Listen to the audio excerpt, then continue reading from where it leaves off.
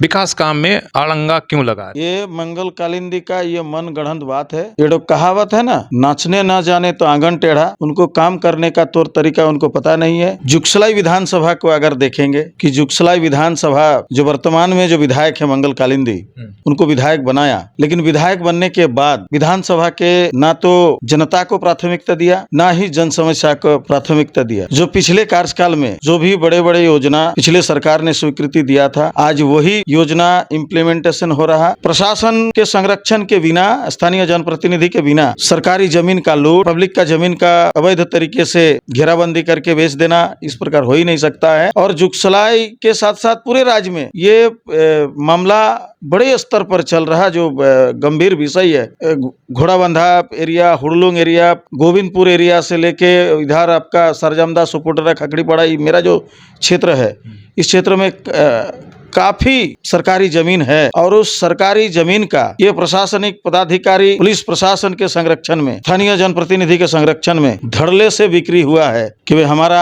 वर्तमान विधायक जुगसलाई विधानसभा में जनता के लिए क्या काम किया है। वो काम इतना किया है, वो जो क्षेत्र में जो संवेदक काम करने के लिए आते हैं उनको परेशान करो, उनको आर्थिक दोहन करो। जो अवैध तरीके से जो लोग काम करते हैं वो लोग का संरक्षक बन करके संरक्षण देते हैं। यही काम हुआ है। भ्रष्टाचार को बढ़ाया है, सरकारी जमीन का लूट किया है।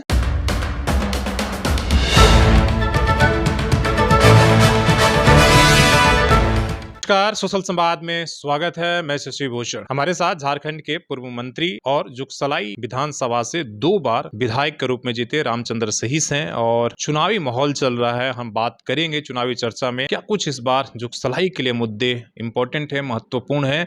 और जो जुगसलाई में एक बात कही जा रही कि भाई इन्होंने 10 साल तक जो प्रतिनिधित्व किया है, जेएमएम का ये दम है कि हमारा जो 10 साल पर हमारा 5 साल भारी, ये तमाम चीजों को लेकर और पिछले 5 सालों में जुगसलाई के लिए क्या कुछ हुआ है, किस तरह के वहाँ के जनता के क्या हाल है, तमाम चीज़ों पर बातचीत होगी। सबसे पहले समय देने के लिए आपका शुक्रिया। किस तरीके का अभी आपका ये चल रहा है तैयारी? सबसे पहले सोशल संवाद परिवार के सभी सदस्यों को शुभकामनाएं हैं, धन्यवाद है। क्योंकि मैं जब से राजनीति में आया हूं, तभी से जनता और जनमुद्दों को लेकर के हम लगातार उनके बीच में रहे हैं और जन समस्या को निदान करने के लिए जनता के साथ हम हर संभव प्रयास करते रहे, जिसके परिणाम स्वरूप जुगसलाई विधानसभा से वर्ष 2009 और 2014 में मुझे झारखंड विधानसभा जुगसलाई के जनता ने भेजा, हमने काम किया और अभी हम जनता के बीच में है। आगामी विधानसभा निर्वाचन 2024 का जो बहुत नजदीक है।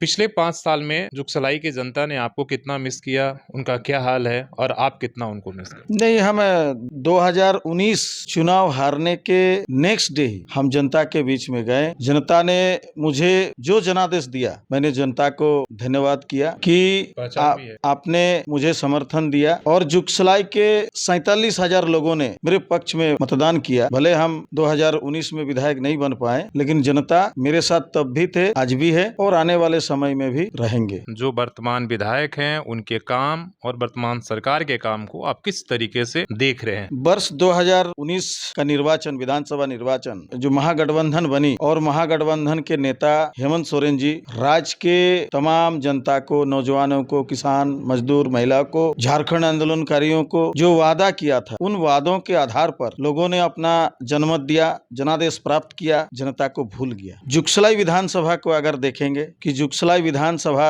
जो वर्तमान में जो विधायक है मंगल कालिंदी, उनको विधायक बनाया, लेकिन विधायक बनने के बाद विधानसभा के ना तो जनता को प्राथमिकता दिया, ना ही जन समस्या को प्राथमिकता दिया। जो पिछले कार्यकाल में जो भी बड़े बड़े योजना पिछले सरकार ने स्वीकृति दिया था, आज वही योजना इम्प्लीमेंटेशन हो रहा और उसी योजना का उस श्रेय लेने का प्रयास कर रहे हैं। जनता के बीच में वही व्याख्यान करते हैं, लेकिन जुगसलाई के जनता को असलियत पता है कि किनके कार्यकाल में ये स्कीम सब आया। चाहे बुड़ाम डिग्री कॉलेज का निर्माण हो, चाहे ग्रामीण जलापूर्ति जो बुड़ाम पटमदा में व्यापक रूप से जो चल रहा, वो मेरे कार्यकाल में ही स्वीकृति हुआ। लेकिन मंगल कालिंदी जी जनता को समय नहीं दिया, जन समस्या को प्राथमिकता में नहीं रखा। वो कहने का वो बहुत कुछ कहता है, लेकिन असलियत पता है, जनता जानते हैं और जनता आज ठगा हुआ महसूस कर रहे हैं। मंगल कालिंदी जी को विधायक बना करके उनका 5 साल का नुकसान हो गया है। 2019 में कई महत्वपूर्ण योजनाएं जो शहर के लिए शुरू हुआ था, जिसमें हम फ्लाईओवर की बात करें, गोविंदपुर की बात हुई, क्यों रुक गया? और विपक्ष के नाते आपने इन मुद्दों को क्यों नहीं जोर शोर से उठाया, क्यों नहीं इसको आंदोलन जो 2019 में चीज़ें शिलान्यास हुई थी, वो पिपला से गोविंदपुर बनने वाली फ्लाईओवर की बात हो, पहली बार मतलब इतना बड़ा फ्लाईओवर 137 करोड़ का बन रहा था, तो आप क्यों नहीं इन मुद्दों को लेकर?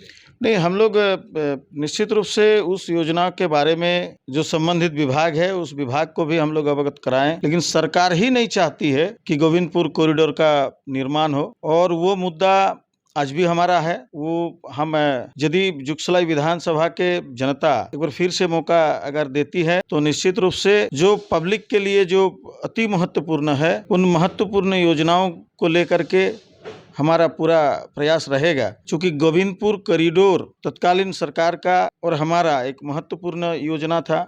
चूंकि गोविंदपुर दिन प्रतिदिन आबादी बढ़ा है, तो लोगों का दिक्कत ना हो, दुर्घटना ना हो, और जो शहर से जो कारखाना से बड़े बड़े वाहन जो निकल करके एनएच तक जो जड़ती है, इसीलिए गोविंदपुर कॉरिडोर का सरकार ने स्वीकृति दिया था।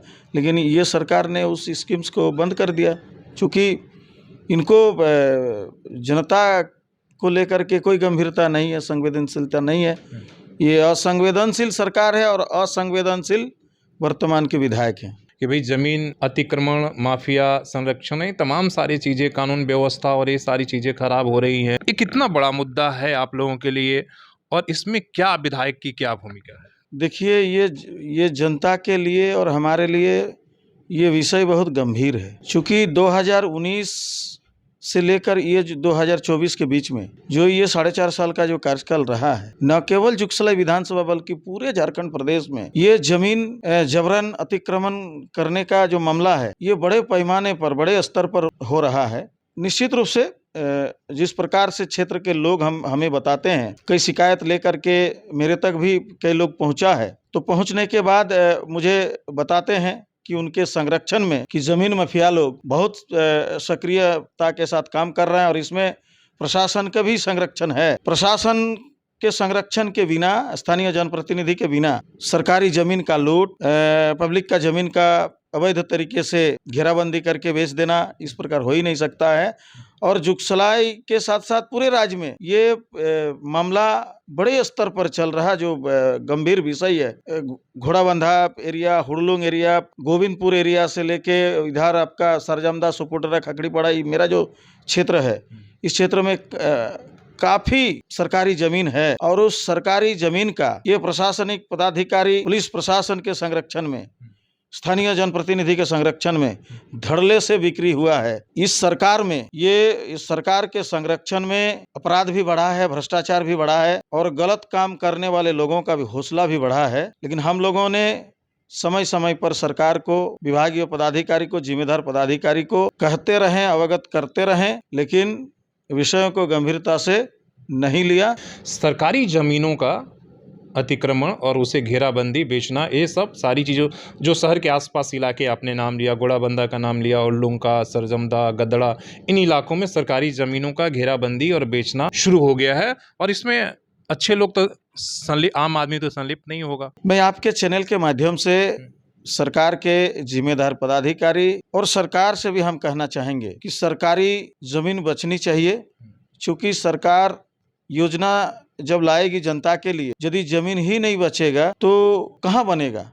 इसलिए आपके माध्यम से हमारी मांग है कि जो लोग गैर कानूनी रूप से सरकारी जमीन का बिक्री कर रहा है, चाहे वन भूमि हो, चाहे जीएम लैंड हो, चाहे कोई आम पब्लिक का जमीन हो, जो लोग इस काम में संलिप्त है, ऐसे लोगों के ऊपर कड़ी से कड़ी कार्रवाई होनी चाहिए। और यदि इसमें जो जिम्मेदार पदाधिकारी इसमें संरक्षक के रूप में है, तो उन पदाधिकारियों के ऊपर भी कानूनी कार्रवाई होनी चाहिए। तो क्या आप विधायक बनेंगे तो इन सारे मामलों को जांच कराएंगे? इसलिए कि देखिए, इसमें कहीं ना कहीं आम आदमी भुक्तभोगी होता है। वो अपने जिंदगी भर की कमाई लगा देता है थोड़ा सा जमीन लेने में, 10 लाख, 15 लाख, 5 लाख, और फिर बुलडोजर उस पर चल जाता है। प्रशासन या जो भी है, किसी के भी में जमीन माफिया तो निकल जा रहा है।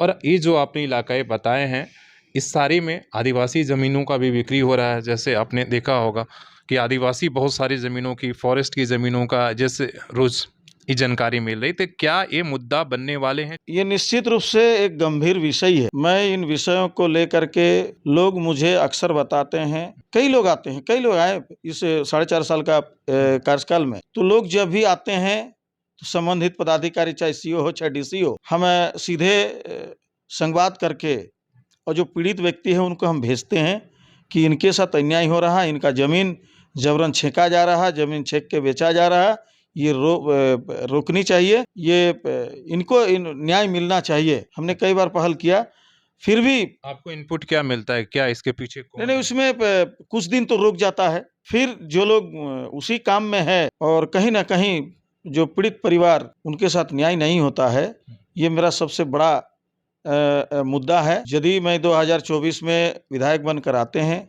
इन सारे विषयों का सरकार की तरफ से इसका न्यायिक जांच कराएंगे, चाहे सरकारी पदाधिकारी हो, चाहे भूमाफिया हो, जो इसमें दोषी पाया जाएगा उनके ऊपर कार्रवाई करने के लिए हम सरकार से मांग करेंगे। कई योजनाओं को लेकर पास करा के आते हैं, काम नहीं होने देते हैं, लोगों को भड़का देते हैं। पटमदा में कहीं स्टेडियम बनना है, कहीं पर कुछ बनना है, कहीं पर विरोध करा देते हैं।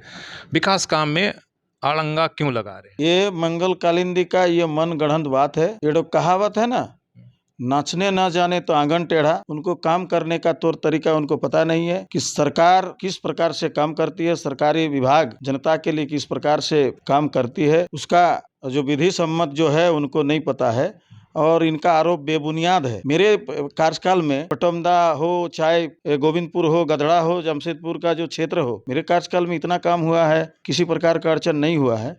मंगल कालिंदी जो भी इस प्रकार का आरोप लगा रहा है, ये बेबुनियाद है, वो काम नहीं कर पाया है। आज तक जुगसलाई विधानसभा में जितने विधायक बना है, सबसे कमजोर और असफल विधायक रहा है। 60 साल पर मेरा 5 साल का कार्यकाल भारी है, 10 साल तो छोड़ दीजिए। 60 साल में मतलब जिस देश की आज़ादी के बाद से जुगसलाई विधानसभा पर मेरा 5 साल का कार्यकाल भारी होगा। कई बार उन्होंने ऑन द कैमरा हमारे इंटरव्यू में उन्होंने कहा कि इतना हमने काम किया। कुछ नहीं किया। जाकर जनता से जाकर के एक बार आप पूछ सकते हैं कि भाई हमारा वर्तमान विधायक जुगसलाई विधानसभा में जनता के लिए क्या काम किया है। वो काम इतना किया है, वो जो क्षेत्र में जो संवेदक काम करने के लिए आते हैं उनको परेशान करो, उनको आर्थिक दोहन करो, और जो अवैध तरीके से जो लोग काम करते हैं वो लोग का संरक्षक बन करके संरक्षण देते हैं। यही काम हुआ है, भ्रष्टाचार को बढ़ाया है, सरकारी जमीन का लूट किया है। कई लोग हमको बताते हैं, आज भी गोविंदपुर से एक मामला आया है, सरकार इसका जांच करे, पूर्वी सिंहभूम जिला के जिला प्रशासन इसको जांच करे मामला क्या है, और जो भी इसमें दोषी पाया जाए उस पर कानूनी कार्रवाई करे। गोविंदपुर के जलापूर्ति योजना क्यों नहीं? आपके समय का ही और आप मंत्री भी थे, अभी तक नहीं पूरा होगा, कहाँ कमी? नहीं, इसमें विभागीय जो तकनीकी उसी समय 2017-18 गड़बड़ी रही है, विभाग ये जांचने का विषय है। विभाग इस पर गंभीरता से जांचे कि भाई जनता के लिए इतना महत्वपूर्ण योजना, इतना बड़ा योजना अभी तक संपूर्ण रूप से लोगों को फायदा क्यों नहीं मिल रहा है, इसमें दोषी कौन है, इसका जांच हो। मैं मांग करता हूं कि गोविंदपुर जलापूर्ति योजना ये हमारे ही सरकार ने जनता को सौगात दिया था। आज संपूर्ण रूप से लोगों को इसका फायदा नहीं मिल रहा। सरकार इसका जांच करे और जो दोषी है दोषी के ऊपर कार्रवाई करे। मैया योजना सरकार ने लागू किया है, थोड़ा सा हम राज्य सरकार की बात करें, क्या उससे आप लोगों का नुकसान हो रहा है? माननीय मुख्यमंत्री हेमंत सोरेन जी को हम याद दिलाना चाहते हैं, चूंकि उन्होंने जो चुनावी घोषणा पत्र जारी किया था, उन घोषणा पत्रों में कहीं मैया सम्मान योजना का जिक्र नहीं है। मुख्यमंत्री जी को याद होना चाहिए, उन्होंने महिलाओं को ये कहा था कि यदि उनके नेतृत्व में सरकार बनती है तो सभी चूल्हा परिवार को प्रति माह 2000 रुपया करके वो देंगे। साथ ही साथ जो गरीब परिवार है उन सभी गरीब परिवारों को सालाना 72,000 रुपया देंगे। ये उनका घोषणा पत्र में था, आज भी है। अब देख सकते हैं उनका घोषणा पत्र में। लेकिन ये मैया सम्मान योजना उनका घोषणा पत्र में कहीं नहीं था। हम भी चाहते हैं कि मैया का सम्मान हो, बहन बेटे का सम्मान हो, सम्मान के साथ साथ उनका सुरक्षा भी सुनिश्चित हो, मैया का आजीविका सुनिश्चित हो। लेकिन मुख्यमंत्री जी वो कह रहे हैं अखबार में भी, अपना भाषण में भी, कि हम मैया को 1000 रुपया दे के हम उनका सम्मान कर रहे हैं, हम महिला सशक्तिकरण कर रहे हैं। तो मुख्यमंत्री जी को इसको कैलकुलेशन करना चाहिए कि 1000 रुपया में आप किस प्रकार महिला सशक्तिकरण करना चाहते हैं। 1000 रुपया दे के आप किस प्रकार आप महिलाओं को आप सम्मान दे रहे हैं। जो इसमें स्वास्थ्य विभाग में स्वास्थ्य सहिया जो 24 घंटा काम करती है, उनके लिए आप पैसा नहीं दे पा रहे हैं। उनको 1000 आप दे रहे थे, उनका कोई मानदेय तय नहीं है, उनको इंसेंटिव पर उनको काम करा रहे हैं। तो भाई जो 24 घंटा काम कर रहे हैं उनको आप कुछ नहीं दे रहे हैं, वो भी स्वास्थ्य सहिया है, वो भी महत्वपूर्ण विभाग, महत्वपूर्ण विषय पर काम कर रहे हैं। और एक तरफ आप जो 18 साल से जो शुरू हुआ है उनको आप 1000 रुपया दे रहे हैं।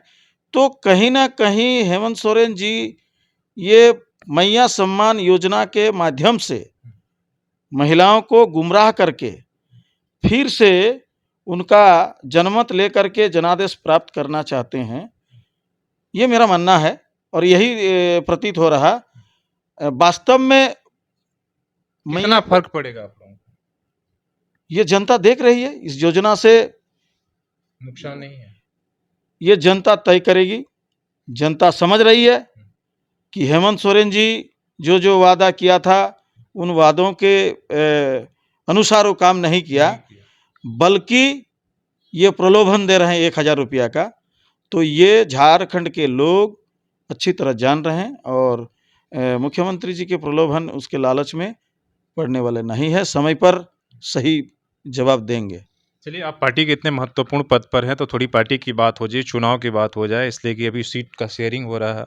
कल ही जो आपके पार्टी के प्रमुख हैं वो एनडीए के बैठक में अमित शाह से मुलाकात उन्होंने किया।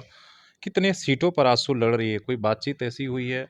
और कोल्हान में क्या इचागढ़ और जुगसलाई फाइनल हो गया है? क्या इन सीटों पर आंसू लड़ रही है? देखिए, कितने सीटों में लड़ेंगे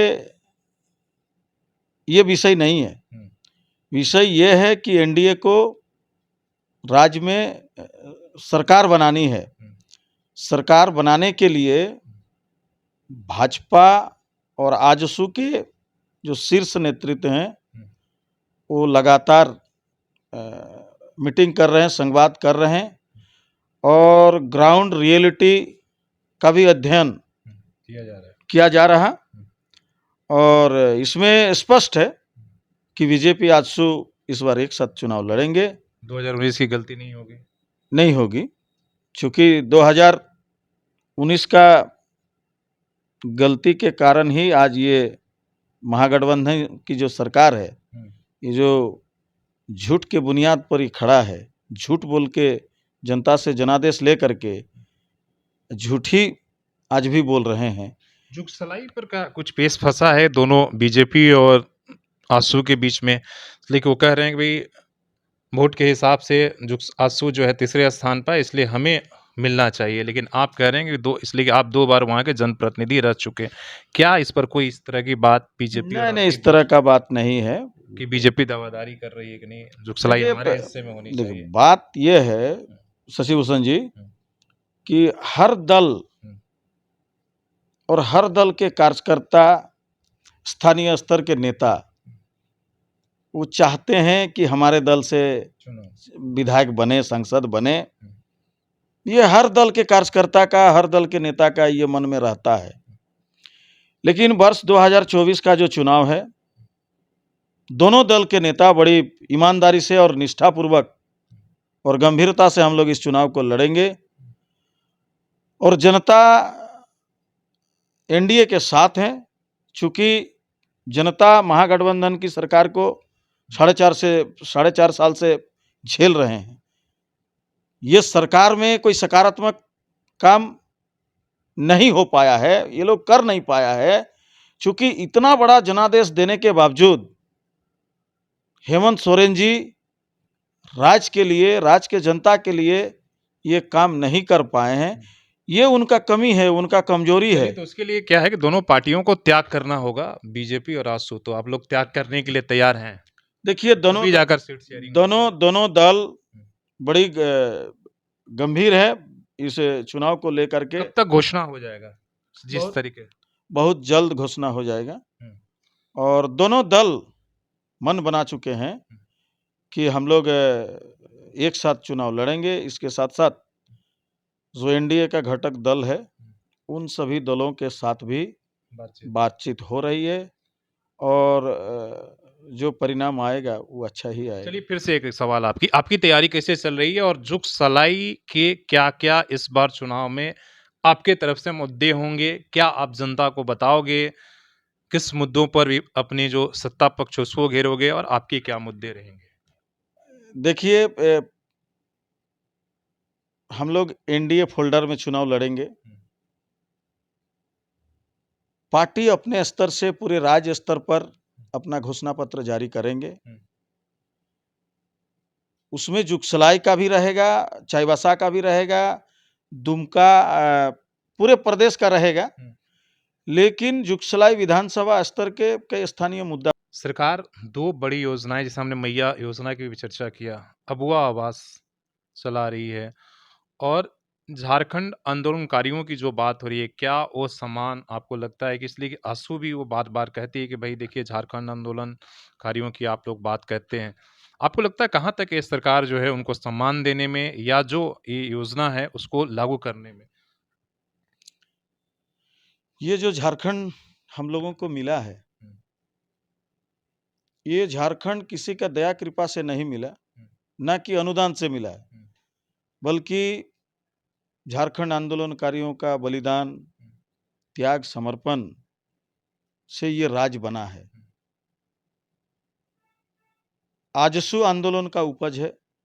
आजसू इस राज्य निर्माण में महती भूमिका निभाया है, और इसलिए हम लोग ये चाहते हैं कि भाई आंदोलनकारियों को पहचान, उनको सम्मान और उनको जीवन यापन करने के लिए सरकार के स्तर से एक सम्मानजनक प्रति माह उनको एक आर्थिक सहयोग मिले, आर्थिक व्यवस्था हो जाए। ये सरकार ने तो कहा था कि हम आंदोलनकारियों को और शहीद परिवार के आश्रितों को हम खोज के नौकरी देंगे। सरकार बताएं कि कितने शहीद परिवार को नौकरी दिया है, कितने आंदोलनकारियों को खोज के नौकरी दिया है। ये सरकार आंदोलनकारियों को भी झूठ बोलने में पीछे नहीं है, उनसे भी वादा खिलाफी किया। और जहां तक बात है अबुआ आवास, सरकार राज्य के गरीब लोगों को देने का इन्होंने वादा किया, लेकिन आप गांव में जाकर के आप पूछ सकते हैं कि जरूरतमंद लोगों को अबुआ आवास नहीं मिला है। अबुआ आवास जिनको मिलना चाहिए था उनको नहीं मिला है। और ग्राम सभा से जो पारित करके जो लिस्ट गया था जो, तो क्या उसमें भी बदल दिया गया, धांधली हो गया है, क्या हुआ? अबुआ आवास भ्रष्टाचार का भेंट चढ़ गया। ये ग्राम सभा ने जिन जिन व्यक्तियों का नाम सिलेक्शन करके प्रखंड प्रशासन तक पहुंचाया, और प्रखंड प्रशासन में जा करके वो लिस्ट पूरा का पूरा बदल गया। अपने चहेते अनुशंसा मांग लिया होगा जनप्रतिनिधियों से, विधायक से मांग लिया होगा। लेकिन जो भी हो, जरूरतमंद लोग आज भी वंचित है। और अबुआ आवास ये बबुआ आवास हो गया है, बाबू लोग तय किया है। ये ग्राम सभा ने जो तय किया था, ग्राम के लोगों ने चौपाल में बैठ करके जो जरूरतमंद है, जिनको चाहिए, जिनको मिलना चाहिए, ऐसे लोगों का सूची बना करके प्रखंड प्रशासन तक जो भेजा, प्रखंड में जा करके सूची ही बदल गया, और अपने मनपसंद लोगों को प्रखंड प्रशासन के लोगों ने देने का काम किया। अब वह आवास भ्रष्टाचार का भेंट चढ़ गया। किसी भी विधानसभा की एक जब बात करते हैं और झारखंड की बात करते हैं तो इतने सारी समस्या हैं, उतने ही मुद्दे हैं, उतना ही लोगों की अपनी-अपनी अपेक्षा जो है उससे उम्मीद भी है और सरकारों का काम है, हमारा काम है उन चीज़ों को लाकर आपके सामने पक्ष और विपक्ष दोनों का जो बात है आपके सामने रखना, बाकी तय करना आपको है। और ये 2024 का विधानसभा चुनाव है, इसमें एज़ ए जनता आपको अपना इन मुद्दों पर जो है एक तरीके से इसलिए कि 5 साल के बाद आपको ये अधिकार मिलता है कि आप इन सवालों पर सवाल पूछने का काम करिए और ताकि जो है तभी जाकर आप अपने काम सही से करा पाएँगे। इसलिए इस तरह के संवाद हमारा जारी रहेगा और आप आज जो है पूर्व झारखंड सरकार के मंत्री और जुगसलाई के 2 बार के विधायक रहे हैं, रामचंद्र सहीश जी से हमारी बात हो रही थी। फिर किसी और से कहीं और किसी और विधानसभा में हम उन मुद्दों को समझने की कोशिश करेंगे और जो लीडरशिप है, नेता हैं, उनके नज़रिए को भी समझने की कोशिश करेंगे। अपने सहयोगी शेष राममूर्ति के साथ शशि भूषण, सोशल संवाद न्यूज़, झारखंड।